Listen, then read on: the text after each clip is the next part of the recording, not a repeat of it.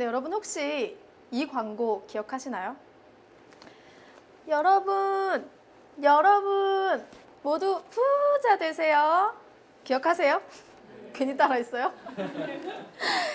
저도 아주 어렸을 때 봤던 기억이 나요. IMF랑 한창 맞물려서 전 국민에게 오랫동안 사랑을 받았던 광고였는데요. 이렇게 광고 하나, 짧은 카피 하나가 누군가에게 힘이 되기도 하고 누군가에게 위로가 되기도 하죠. 이런 게 바로 영상의 힘이 아닐까 싶은데요. 오늘은 전 국민의 마음을 부자로 만들어주셨던 그 광고의 제작자 박준수 감독님을 자리에 모셔보려고 합니다. 다들 큰 박수로 맞이해주세요. 안녕하세요, 감독님. 네, 반갑습니다. 네, 오늘 굉장히 궁금한 얘기가 많을 것 같은데 어떤 이야기 들려주실 건가요? 네, 사실 오늘은 그 영화의 탄생과 시작에 대해서 오늘 좀 이렇게 얘기를 좀 드릴까 해요. 근데 이제 CF 감독이 무슨 영화 얘기를 하냐라고 얘기를 하겠지만 어쨌든 저희 CF라는 게 이제 커머셜 필름에서 나온 게 네. CF거든요.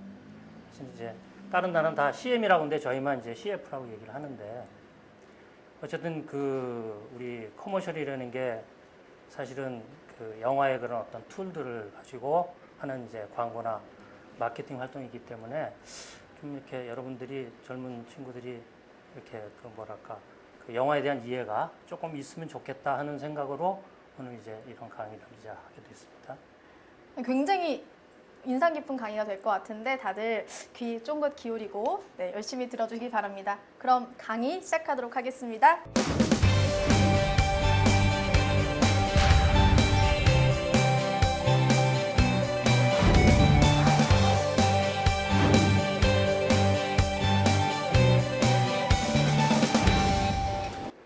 네, 반갑습니다. 하여튼 오늘 그 이런 자리를 또 마련해 주셔서 또 감사하고요.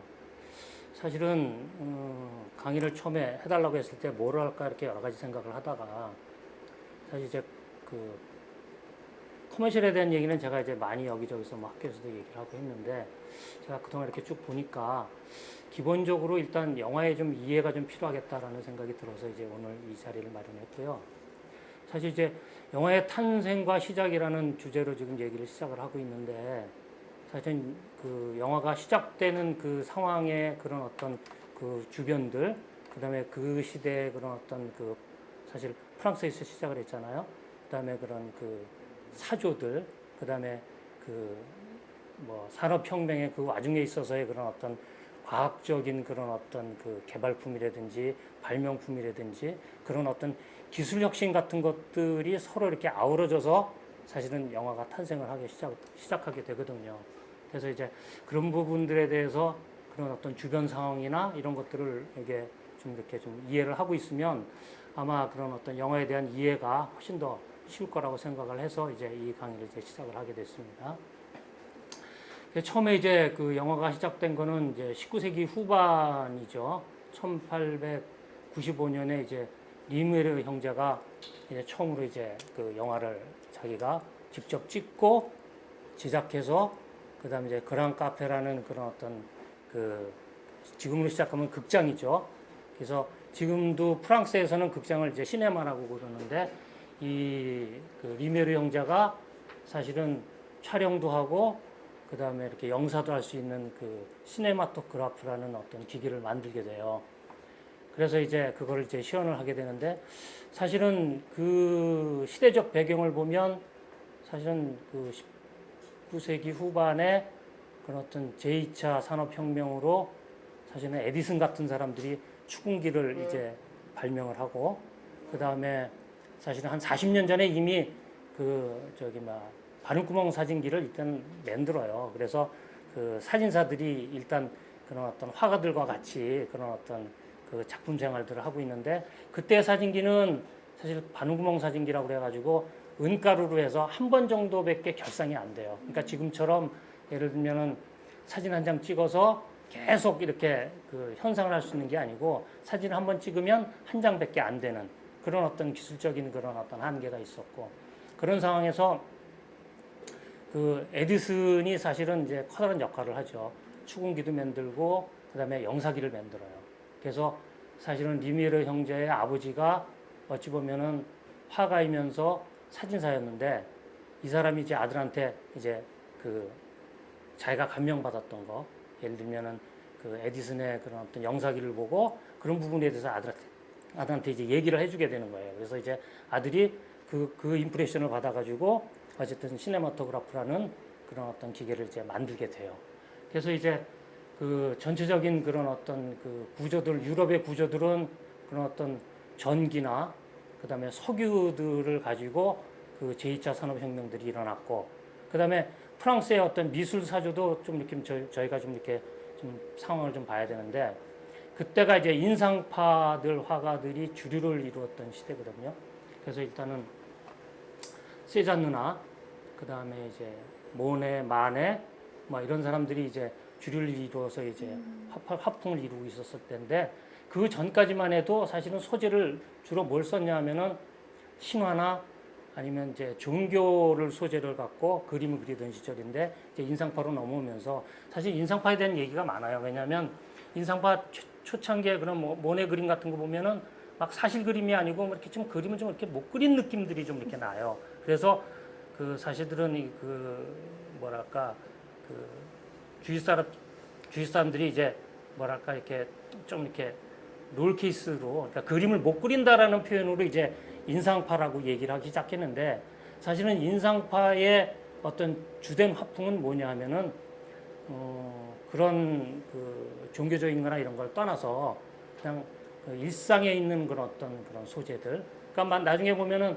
고흐의 그림 같은 거 보면 집단에서 그냥 그 두 사람이 이렇게 자고 있는 그림이라든지 그런 그림들이 주로 이제 화풍을 이루었고, 그 다음에 이제 빛에 대한 이해도가 좀 틀려지기 시작했어요. 물론 이제 밀레 같은 경우는 그 전에 리얼리즘하고 인상파 중간에 있기는 하지만, 같은 시츄에이션의 그림을 오전광에도 그리고 낮광에도 그리고 저녁광에도, 이렇게 밀레 그림들을 찾아보면 그런 그림들을 쉽게 찾을 수가 있어요. 그래서 그런 어떤 빛의 회절이라든지 그런 어떤 빛의 그 느낌들, 찰나의 순간들을 포착해서 그리는 게 이제 인상파였는데, 그런 것들이 이제 전체적으로 어우러지고, 그 다음에 이제 19세기의 파리를 본다면은 사실 지금의 파리와 19세기 말의 파리를 봤을 때 별 차이가 없어요. 그러니까 이미 도시는 현대화됐고, 그 다음에 어떤 그런 화풍이나 이런 것들이 막 이렇게 빛의 그런 어떤 느낌이나 이런 것들이 익숙해졌고, 그 다음에 어쨌든 그 과학기술이 이제 발달이 되면서 산업혁명으로 그런 어떤 그 기술의 어떤 그 혁신들이 이루어지는 상황에서 이제 영화가 탄생을 하는 거죠. 그래서 사실은 보면은 리메르가 뭐 수백 편 만들었죠. 근데 이제 보통 이제 뭐 물론 이제 영화라기보다는 그 활동 사진이라고 얘기하는 게 더 이제 상황이 맞을 거예요. 그래서 그 전까지 제가 얘기 드렸지만 리메르 형제가 활동 사진을 만들기 이미 40년 전에 카메라가 이미 나왔기 때문에 사람들이 분명히 이제 그 카메라로 찍은 그런 현상된 그런 어떤 프린트를 분명히 봤을 것이고, 그다음에 리메르는 그거를 활동 사진으로 이제 시연을 하게 되는 거죠. 그래서 리메르는 역사적으로 봤을 때, 특히 그 영화의 역사적으로 봤을 때 아주 커다란 그 전환점을, 그 시작점을 마련해 주는데 정말 굉장히 대단한 크리에이터라고 저는 이제 생각을 해요. 어쨌든 그 자기가 그 연출을 하고 찍고 하는 것 위에 시네마토그래프라는 기계를 일단 이 사람이 만들었고, 그러니까 그 당시에는 동력을 지금으로 치면은 뭐 우리가 필름 시대에도 필름을 찍기 위해서는 1초에 24프레임으로 모터를 돌려서 찍었단 말이죠. 근데 그 당시에는 그걸 동력으로 쓴 게 아니고 손으로 이렇게 아주 고르게 이렇게 움직이면서 필름을 이렇게 움직이면서 지금처럼 24프레임으로 찍히지는 않았을 거예요. 아마 뭐 8프레임이나 한 10프레임 정도로 찍혔겠죠. 그러니까 동작이 부드럽지는 않지만 하여튼 그런 생각을 가졌다는 거는 이 사람은 어찌 보면은 그 굉장한 과학자이면서 크리에이터라고 저는 이렇게 생각을 해요. 그리고 이 사람이 또 영화계에 뭐 어떤 큰 그 전환점을 줬고 큰 그 계기를 만들어줬냐면, 이 사람은 그런 어떤 과학적인 발명품을 사실은 상품화 시키잖아요.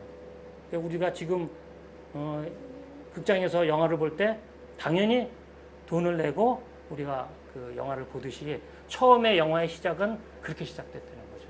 그게 지금 사실은 한 120년 정도 되는데 그게 변치 않고 이렇게 왔다라는 거는 어떻게 보면은 우리 영화 쪽에 있어서 또 영상 쪽에 있어서 그 리메르 형제는 참 대단한 크리에이터면서 또 대단한 발명가였다 이렇게 얘기를 할 수가 있어요. 그래서 오늘은 그 리메르 형제는 보통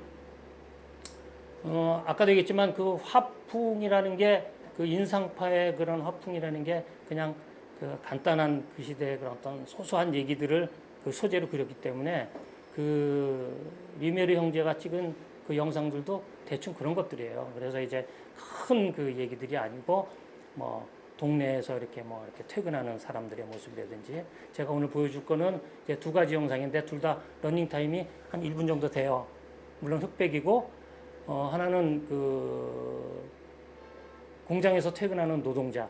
근데 사실은 그 공장이 리메르 아버지 공장이라는 얘기가 있어요. 아마 그게 맞을 거고요. 그다음에 두 번째는 이제 그 도착하는 기차를 찍은 영상인데 일단 그거를 보시고 제가 그 부분에 대해서 나중에 조금 더 추가적으로 설명을 좀 해드리겠습니다.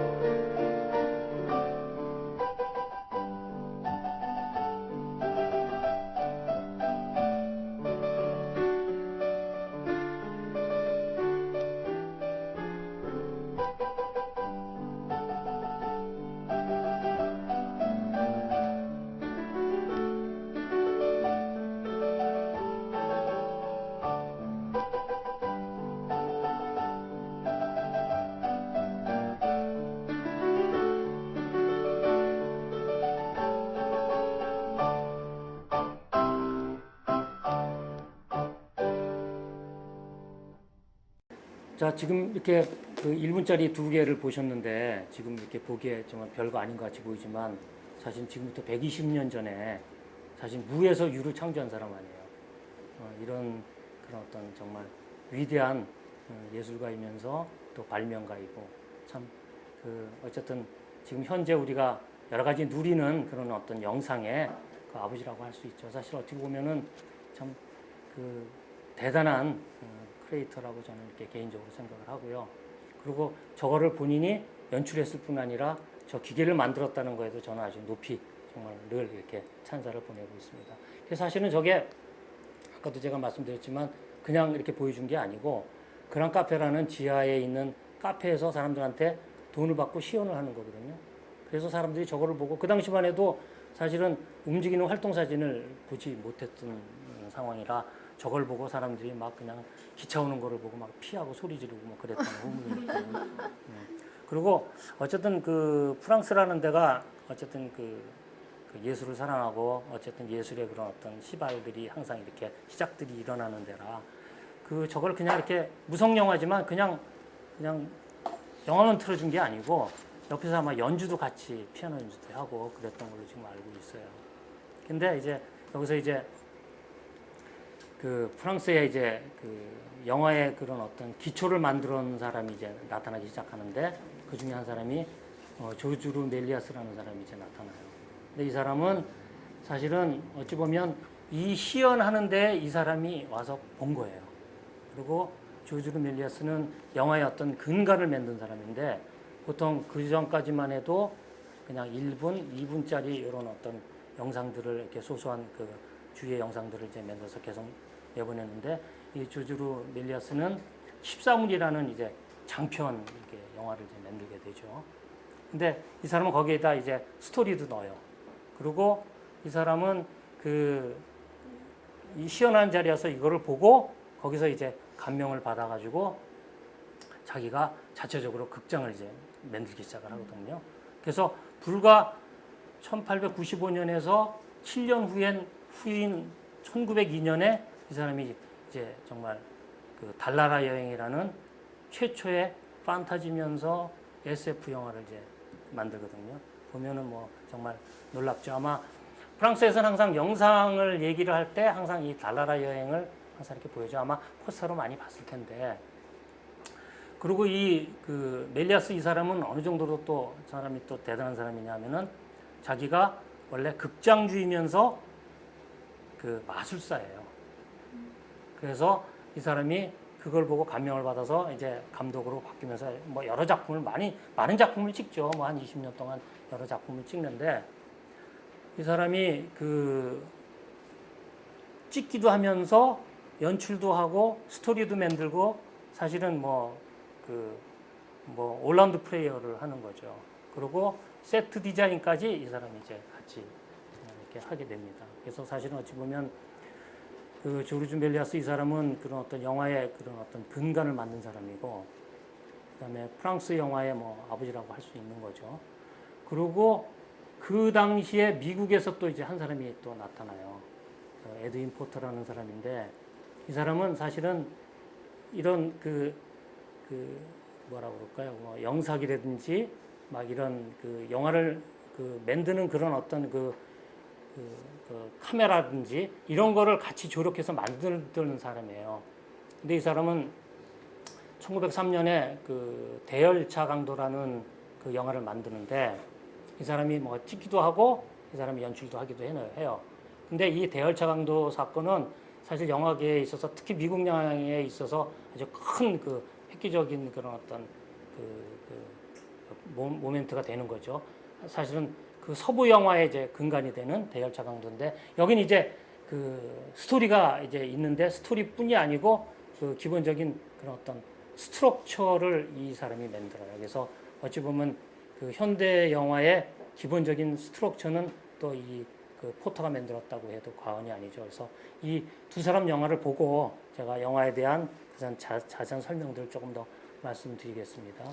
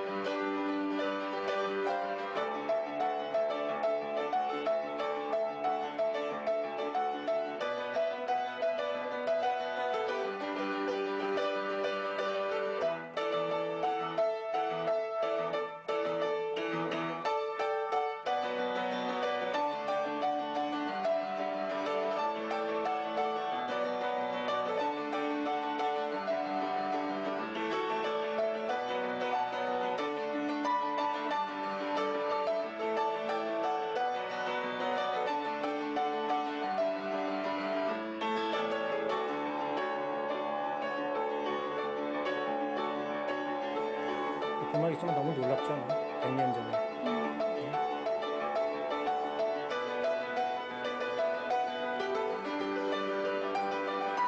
그 아이디어 하는 최초의 SF 영화가 진짜 세트도 직접 만든 거예요? 저희가 직접. 그냥 잘 극장을 쓰려고 있었습니다. 그러면서 마술사니까 의상도 약간 마술사 같이 이렇게 의상도 입고. 뭐 이 장면은 너무 유명한 장면이에요. 프랑스 애들이 영화 얘기할 때 항상 그냥 앞에 나오는.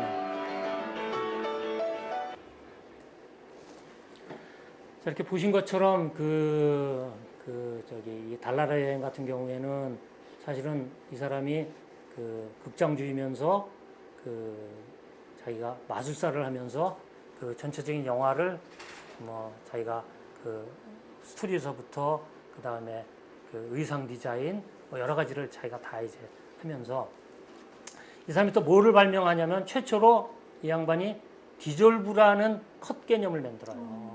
이 사람이 만든 거예요. 그러니까 사실은 지금 우리가 프리미어나 이런 거 디졸브 할 때 보면은 그냥 이렇게 디졸브 탁 치면 컷과 컷이 부드럽게 연결되는 게 이제 디졸브잖아요. 원래 컷은 이제 그냥 이렇게 커트로 딱 넘어가는 건데, 근데 이 당시에는 디졸브를 어떻게 했냐면 편집 기계로 한 게 아니고 일단 필름을 디졸브를 할 때 그 약품으로 발라갖고 점점 하나는 점점 밝게, 하나는 점점 어둡게 해가지고 두 개를 겹쳐서 디졸브를 하게 돼요. 그래서 멜리아스 이 사람은 어쨌든 디졸브를 만든 사람이고 참 대단하죠. 이 사람은 이제 스토리가 지금 달나라 여행에 대한 스토리가 뭐냐면은 그 마술사들이 모여가지고 사람들을 설득해서 그 로켓을 만들어서 달나라에 보내는 내용이에요. 그래서 달나라에 가서 달나라에 도착했는데 달나라에 있는 어떤 원주민들과 싸우면서 다시 지구로 돌아와서 뭐 영웅이 된다라는 그런 어떤 짧은 스토리를 갖고 있는 영화고, 어쨌든 그 프랑스에서는 멜리아스라는 사람이 이렇게 진영을 그 영화에 대한 어떤 발전의 계기를 만들고 있을 때 미국에서 이제 새로운 사람이 이제 나타나게 되는 거죠. 그 포터라는 사람이 사실은 에디슨 측근이에요, 이 사람은. 그래서 뭐 영사기를 만든다든지 뭐 이렇게 충기를 만들 때 이제 같이 참여를 했고, 이 사람이 이제 우리 지금 이 영화에서 보신 것처럼 대열차 강도에서 굉장히 대단히 중요한 사건은 뭐냐면 내러티브를 도입한다는 거예요. 그러니까 쉽게 얘기해서 그 전까지는 뭐 그 10분 이상의 영화도 없었지만 이 사람은 그런 어떤 내러티브와 그 다음에 권선징악이 이 안에 있어요. 그래서 악인은 끝내 마지막에는 죽는다라는 어떤 그런 기본적인 그런 어떤 영화의 스트럭처가 지금도 뭐 권선징악이 늘 있는 거고, 그런 어떤 그 스트럭처를 만들고, 또 이 사람은 어떻게 보면은 서부 영화의 근간을 일릴 수 있는 그런 어떤 위대한 작품을 이제 만들게 되는 거죠. 그래서 이제 그 당시 보면은 이제 이게 1903년에 이게 제작이 되면서 이제 무성 영화가 이제 그 미국에서 이제 막 시작되기 시작하고 유럽에서도 시작되기 시작하고, 그다음에 이태리나 독일에서도 이제 영화의 산업들이 막 이제 꼽히기 시작을 해요. 근데 이제 1차 세계대전이 1914년에 이제 일어나거든요. 그러면서 유럽이 이제 막 초토화가 되면서 그런 어떤 프랑스나 이태리들이 영화들이 이제 쇠퇴를 하기 시작해요. 그러면서 이제 미국이 이니셔티브를 이제 주기 시작하는데, 거기에 이제 20년 동안 이제 미국이 이제 황금기를 누리게 되죠. 근데 사실은 보면은 찰리 채플린의 무성 영화라든지, 그다음에 뭐 아실지 모르겠지만 세실 B 데밀이라는 유명한 감독이 있어요. 배너까지 찍은 사람인데, 그 사람들의 어떤 작품들이 막 20년 동안 그런 어떤 미국의 그런 어떤 무성 영화를 막 이렇게 그 황금기를 구가하게 되고, 유럽은 그 1차 세계대전을 이제 막 쇠퇴하기 시작해요. 그다음에 또 프랑스는 워낙 이제 그 아트 쪽으로 이제 좀 이렇게 좀 많이 이렇게 치우쳐져 있는 나라라 중간에 이제 아방가르드라는 또 풍조가 생겨요, 프랑스에는. 그래가지고 걔네들은 이야기보다는 그런 어떤 그 이미지의 주체성을 더 중요하게 생각을 하고, 그러다 보니까 그 예술 영화 쪽으로 이제 프랑스는 이제 빠져지고, 그 다음에 미국 사람들은 이제 산업 영화로 이제 빠지면서 전체적으로 이제 미국 영화가 더 활발하게 프랑스 영화를 이제 앞줄이기 시작을 하죠. 그러니까 사실은 좀 여러 가지 이런 시대적인 것들이 참 안타깝기는 해요. 그래서 지금도 보면 프랑스 같은 경우는 그 아방가르드의 그런 어떤 것들이 있어서 좀 더 이미지적이고, 그러니까 영화가 좀 어렵다, 좀 이렇게 난해하다, 예술 영화다. 왜냐하면 프랑스 사람들은 영화를 어떻게 생각하냐면 그냥 아트로 생각해요. 아트로 생각하고 걔네들은 우리는 커머셜이라고 얘기하는데 프랑스 사람들은 커머셜이라고 얘기 안 해요. 스몰 무비라고 얘기해요. 그러니까 우리나라처럼 CF 감독이 있고 뭐 다큐멘터리 감독이 있고 그다음에 드라마 감독이 있고 영화 감독이 있잖아요. 프랑스는 그냥 한 사람이 그걸 다 해요. 그러니까 교육도 그렇고 스몰 무비라는 개념이 있기 때문에 그냥 아티스트 내지는 영화 감독을 철학자까지도 이렇게 올려놓는 뭐 영화 기호학 같은 데 보면 첫 장에 딱 열치면은 첫 장에 데카르트가 나오기 시작을 해요.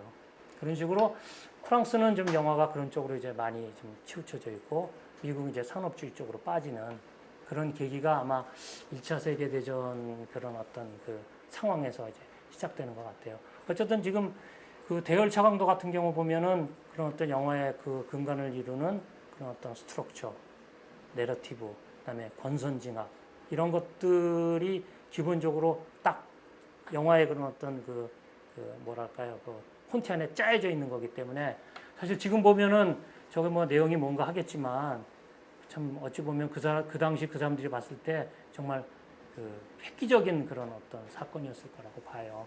뭐 저기 나오는 그 지금 맨 나중에 보는 그 악인 중에서 이렇게 그 카메라를 보면서 총 쏘는 사람은 뭐 유명한 그 배우인데 그 후로도 저 사람은 굉장히 그 배우로서 굉장히 많은 그런 활약을 하는 그런 어떤 계기가 되죠. 하여튼 그 1920년대 무성 영화가 이렇게 막 그 황금기를 이룰 때 그 아시겠지만 그 찰리 채플린의 모던 타임스 같은 거 보시면은 그런 어떤 그 라이팅이나 그 다음에 그 흑백 영화지만 그런 어떤 해석도나 이런 거 보면 참 놀라울 정도예요. 그러니까 영화는 어떻게 이렇게 갑자기 확 이렇게 꽃이 폈는지 저도 이해가 안 될 정도로 정말. 그리고 지금 사실 어찌 보면 우리가 영상이 없으면 과연 살 수 있을까요? 모든 정보들이 다 영상을 통해서 쉽게 이렇게 우리가 접하고 있는데 어찌 보면 그 이런 선배들의 그런 어떤 크리에이티브한 노력에 사실은 우리는 그런 어떤 그 이기를 누리고 있는 거죠. 그래서 그 1920년도 미국에서 이제 그 막 그 무성 영화가 막 활발히 상업 영화로서 막 발달하고 있을 때 또 그 대단한 그 러시아의 어떤 감독이 나타나기 시작을 해요. 그 사람은 여러 가지 영화적인 이제 기법들을 이제 만들기 시작을 하고 하는데 그 에이젠슈타인이라는 이제 러시아 감독인데 이 사람이 전함 포텐킨이라는 영화를 이제 만들어요. 근데 사실 이건 러닝 타임이 뭐 한 1시간 한 10분 이 정도 되는 러닝 타임. 굉장히 긴 얘기고 그다음에 어찌 보면은 좀 이렇게 그 계몽적인 얘기기도 하고. 그러니까 그 당시 그 러시아에서 어찌 보면은 그 황제에 대한 반란에 대한 내용을 가지고 그 배 안에서 반란을 일으키고 그다음에 오데사 시민들하고 같이 모여서 막 이렇게 그냥 그 항거하는 그런 어떤 그 스토리의 그런 어떤 내용인데 이 에이젠슈타인이라는 사람이 이제 그 몽타주라는 기법을 처음으로 만들어요. 물론 이 사람이 시작한 것 같지는 않고 아마 러시아에 있는 감독들이 이 이제 그 몽타주라는 그 기법을 만들기 시작한 것 같은데 불어로 치면은 뭐 모으다, 뭐 합치다 이런 뜻인데 사실은 어떻게 보면 영어로 에디팅하고 같은 말이거든요. 그래서 이 사람이 이제 어떤 기법을 쓰냐면 그 전까지는 그냥 어찌 보면 무대 연극 같은 데에서 그냥 이렇게 그냥 우리가 얘기하는 그냥 픽스로 이렇게 풀로 찍는데 이 사람은 그 시츄에이션을 픽스로 찍고 뭐 펜으로도 찍고 그다음에 클로즈업하고 감정의 변화가 있을 때는 막 익스트림 샷으로 가는 그런 어떤 반복의 몽타주를 이 사람이 이제 도입을 해요. 그래서 이제 뭐 이제 그 보시겠지만 제가 그냥 제일 유명한 그 한 챕터를 저기 잘라서 제가 보여드릴 건데 그 오데사의 계단이라는 그런 어떤 그 한 챕터를 보여줄 건데 이 장면은 너무너무 유명해서 아마 영화과 학생들은 아마 이거를 강의를 분명히 들을 것이고 그다음에 몽타주나 뭐 이미지 라인에 대해서도 분명히 이제 영화과에서는 이제 강의를 할 텐데 제가 뭐 그런 데까지는 시간상 해드릴 수는 없고, 이 오데사의 계단은 엄청 많은 나중에 감독들이 오마주를 해요. 그러니까 뭐 스릴 서스펜스 영화라든지 뭐 첩보 영화라든지 이런 부분 아마 007에서도 한번 썼던 것 같은데, 그다음에 이제 샘 파킨파 감독이라는 사람이 프렌치 커넥션이라는 그 영화를 찍는데 막 콘트라스트 대비, 그러니까 막 억압하는 자는 계단 위에 있고 눌리는 자는 계단 밑에 있고 막 이런 그런 커트의 그런 어떤 우리로 치면은 에디팅 기법인데, 그런 어떤 몽타주가 이미 이 당시에 나오고 후에 많은 감독들이 이거를 이제 오마주를 해요. 그래서 일단은 제가 1925년도에 나온 전함 포테킨을 제가 한 챕터 잠깐 보여드리고 제가 부연 설명을 좀 해드리겠습니다.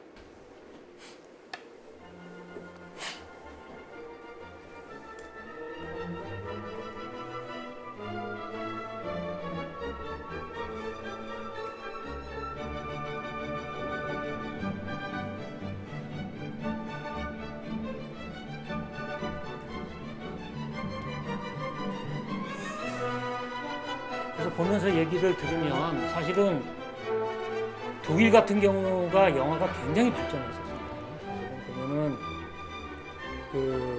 우리가 얼마 전 디지털 시대 이전에 필름 시대 때 저희들이 카메라나 조명 기구는 다 독일 거예요.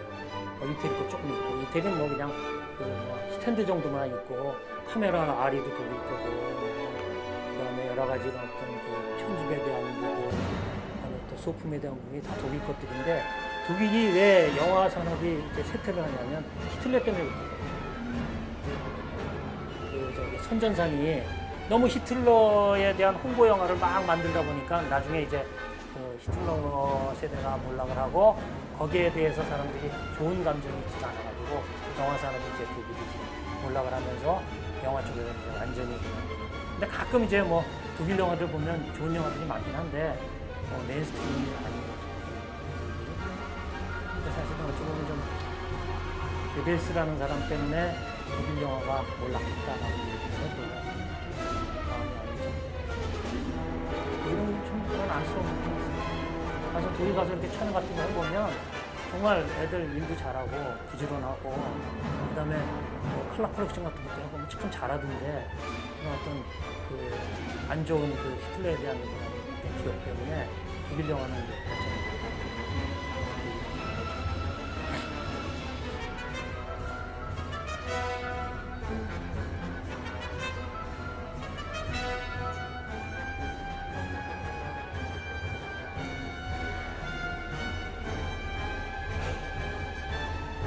보면 카메라가 계속 이렇게 따라서 무빙을 하잖아요. 이런 기법들 만들어지고, 그다음에 콘트라스트, 그다음에 어린애는 그런 어떤 표류하는 우리의 그런 어떤 성인을 하면, 그다음에 총든 군인들은 어떤 권력자에 대한 콘트라스트, 이런 것들을 이 영화에서 계속 작가 정신을 가지고 주제하는 거예요. 이 에이전 시장이.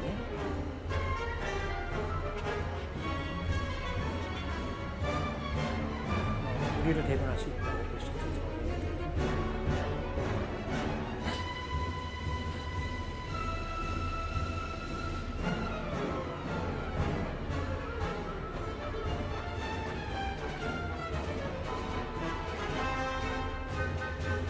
아마 영화과 학생들은 뭐 이거를 먹고 강의를 드리고, 아까도 말씀드렸지만 몽타주라는 어떤 기법을 러시아에서 시작했고, 이 사람이 영화에서 활용을 했습니다.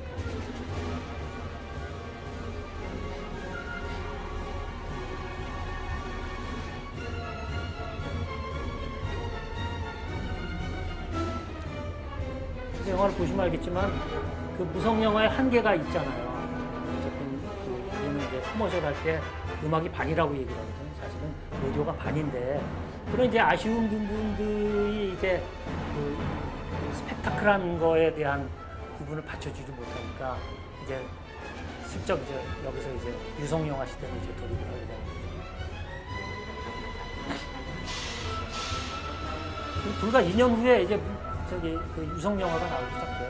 25년도에 사실은 이 영화가 나오고 미국에서 27년도에 이제 무성 영화가 나오면서 또 영화계의 새로운 전기를 맞이하는 거죠. 사실은 20년 동안 그 얘네들이 그 뭐랄까 그 황금기를 미국 애들이 맞으면서도 사실은 뭐 20년 동안 보면 좀 지루해지잖아요. 새로운 뭐 기법들도 나와야 되는데 그런 상황에서 이제 무성 영화가 어떤 시발점을 또 이루게 되는 거예요. 그러면서 이제 또 미국 영화가 다시 한번 그 메이저 영화사로 가는 그런 어떤 그 계기가 또 이루어져요.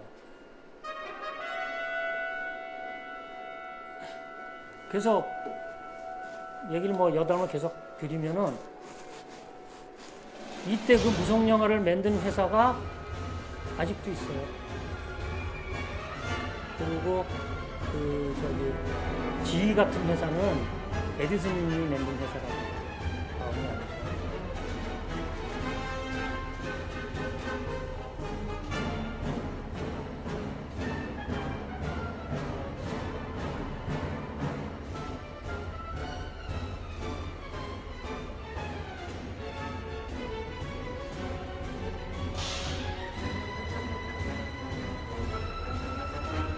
이게 정말 그 유명한 사실 이것도 굉장히 긴데 내가 중간에 다 자른 거예요 지금.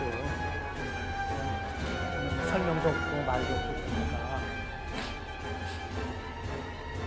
근데 여기서 이제 이 그 감독 작가라고 할 수 있죠. 이 사람이 하고 싶은 얘기는 이런 억압, 그다음에 억압에 정말 희생되는 우리 서민의 그런 어떤 표류하는 약함, 거기 이제 어린애를 통해서 얘기를 하고 싶었던 거예요. 이 장면은 정말 너무너무 유명한 장면이에요.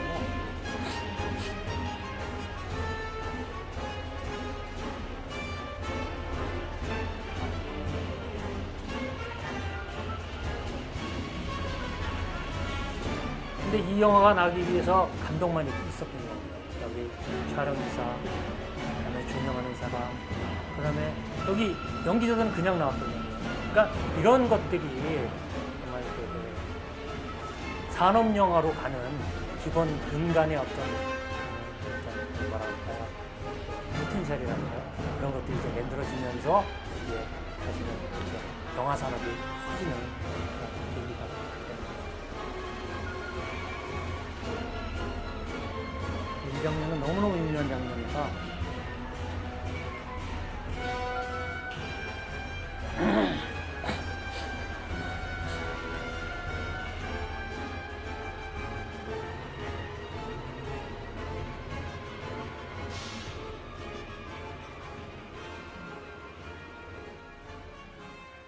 여기서 보신 것처럼 그 반복에 대한 그런 몽타주들이 계속 나오잖아요. 그 군인에 대한 그런 억압을 뭐 예를 들면은 힘 있는 사람으로 표현을 하고, 그 다음에 그 어린애가 정말 우리 서민의 어떤 그런 아까도 말씀드렸지만 표류하는 우리들의 그런 어떤 미약함, 이런 콘트라스트, 그 다음에 칼 가진 사람의 힘, 권력, 그 다음에 미약한 어린애와 그 다음에 엄마, 막 이런 식으로 그 흑과 백, 그러니까 권력을 가진 총칼 가진 사람들은 그림자로 막 표현을 하죠. 그 다음에 그 계단 위쪽에 있고, 그 다음에 계단 아래쪽에 일단 하얀 옷을 입은 그런 어떤 그 부인이라든지 이런 식으로 큰 콘트라스트에 대한 몽타주를 이 에이젠슈타인이 이제 마련하는 전개가 돼요. 근데 보시면 알겠지만 막 스펙타클하고, 이거 사실은 전체적으로 보면 막 항모도 나오고 막 그냥 대포가 막 돌아가고, 그 다음에 사람들이 배를 타고 막 모이고, 오데사 시민들하고 그 다음에 그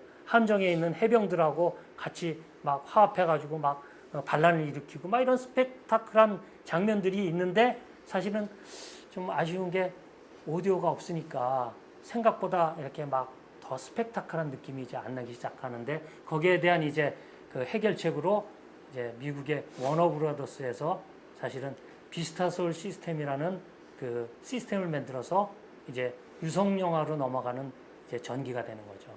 그래서 이제 1927년에 재즈 싱거라는 이제 영화가 나오기 시작하는데 최초의 유성 영화예요.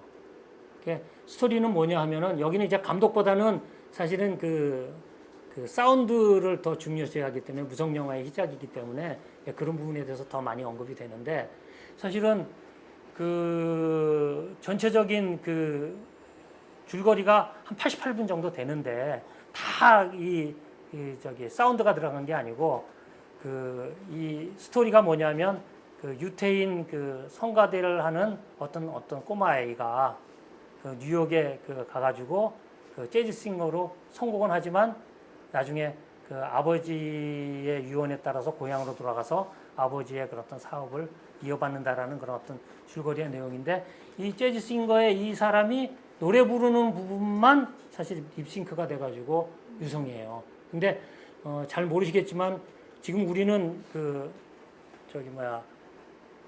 따로 오디오도 따로 녹음을 하고 필름도 따로 찍지만 이 시대 때는 필름 안에 녹음도 되고 현상도 되는 그런 시스템이었어요. 그래서 립싱크를 그렇게 맞췄거든요. 우리는 지금 립싱크를 맞추기 위해서 따로 이렇게 작업을 하지만 그 당시에는 감광도 되고 사운드도 녹음이 되는 그런 시스템이라. 그래서 어쨌든 이게 뭐 기본적으로 노래하는 뮤지컬의 영화이기 때문에 뭐 그 노래하는 부분만 립싱크가 돼서 이제 따로 이제 그 음악이 이제 들어가고 가수 부분에 대해서 보면은 뭐 영상도 훌륭해요. 그리고 사운드도 굉장히 괜찮거든요. 그래서 일단은 1927년도에 만들어진 재즈 싱어를 잠깐 보면서 제가 스토리와 그런 상황 얘기를 좀 해드리겠습니다. 이것도 제가 그냥 한 챕터만 따로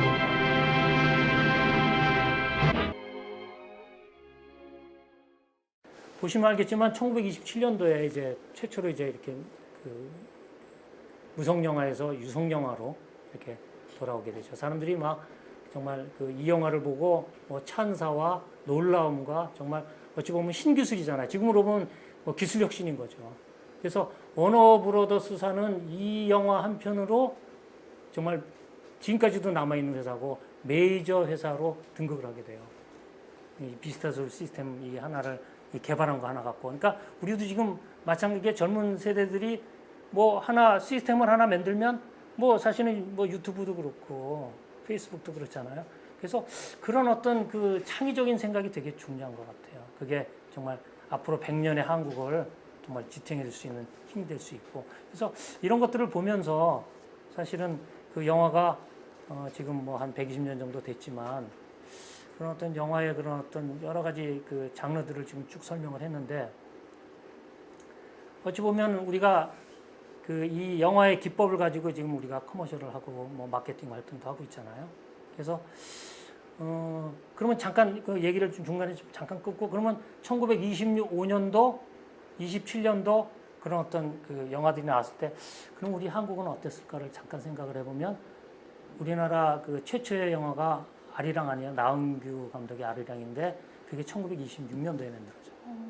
그러니까 사실 우리나라도 참 이렇게 포텐셜이 있다고 내가 늘 얘기를 하지만 근데 아쉽게도 그 아리랑은 지금 그 필름은 없죠. 필름도 없고 아마 시나리오도 없는 걸로 알고 있어요. 그냥 구전으로 들은 얘기인데 그 내용조차도 보면 확실히 그 영화라는 게 그 당시에 전체적인 주류가 뭐 그 작가 정신 그다음에 뭐 한거하는 그런 어떤 기본적인 그 작가 정신의 어떤 그런 스피릿이 있기 때문에 그 나원규의 아리랑의 그런 어떤 주된 내용은 3.1 운동을 하다가 고문을 당해서 약간 정신이 나간 그 준홍가 하는 그 청년이 또 그 콘트라스트 되는 그 친구가 있는데 그 친구는 사실은 그 일본한테 좀 이렇게 그 뭐 도움을 주고 약간 친일파 같은 그런 어떤 친구가 있는데 그 친구를 죽이고 순수한테 끌려가면서 아리랑을 부른다는 그런 어떤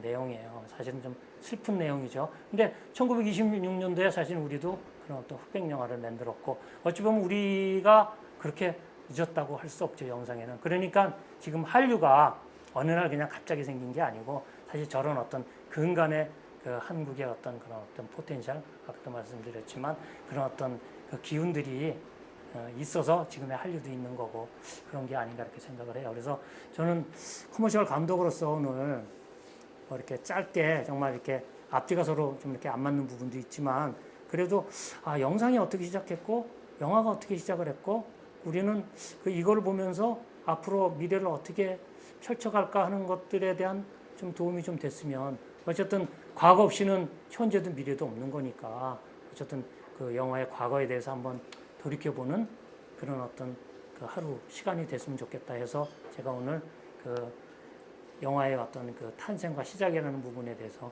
강의를 하게 됐습니다. 자, 그리고 다음 시간에는 제가 어쨌든 커머셜 감독으로서 그 커머셜에 대한 얘기를 좀 조금 하는데 어쨌든 뭐 그 전방위적인 얘기를 할 수가 없으니까 그냥 제가 만들었던 작품에 대해서 어떻게 만들어졌고 하는 부분에 대한 그런 어떤 커머셜에 대한 얘기 그런 부분을 좀 하면서 다음 시간에 또 이렇게 다시 한번 뵙는 걸로 그렇게 하겠습니다. 감사합니다.